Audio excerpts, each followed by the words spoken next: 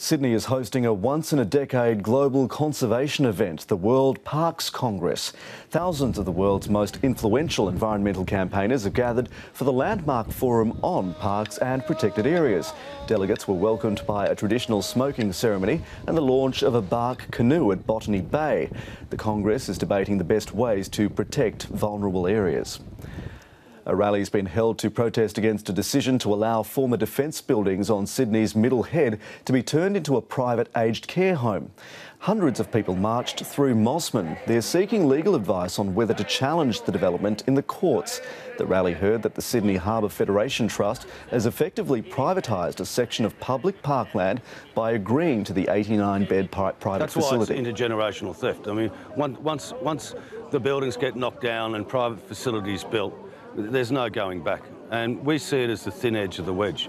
My feeling was I think they should leave the park as it is and just redevelop where the trees are growing out and just put some more trees in.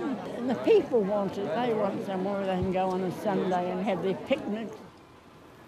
The Trust says the decision to approve the development has been made and that it has no further comment to make. 6 African children are adjusting to a new life in Australia after fleeing Ebola-stricken Liberia.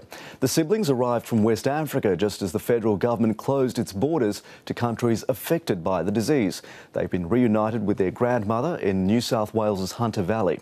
As Jackson Vernon reports, they're now preparing for another big change as they start school tomorrow.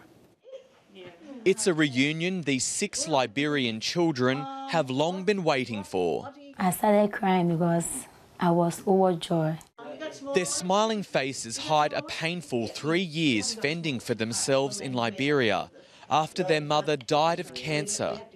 The eldest princess has been taking care of her siblings. To be the parents for my brothers and sisters, it was not easy, but I stood as mother for them because there was no one. Grandmother Isata Soare has spent those years fighting to bring the children to Australia. Her prayers were answered when they arrived in Sydney 2 weeks ago.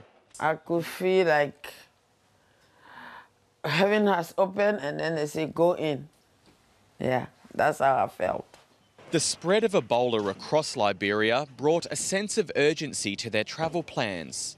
I was very much scared. I was very much afraid. I was scared. Sister Di Santalban helped raise more than $50,000 for costs. She says the Ebola outbreak worked in their favour after their initial applications were rejected. Because it focused attention on the fact that if we didn't bring these children now, we may never be able to bring these children. But it's bittersweet for the family as another, Tonia, was left behind because of a chest infection. They're hoping he can still make the journey. I'm still in touch with them and I know by the grace of God they will come.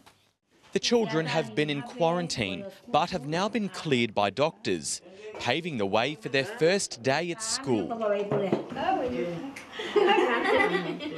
Princess hopes to become a nurse and one day return to Liberia to help her country.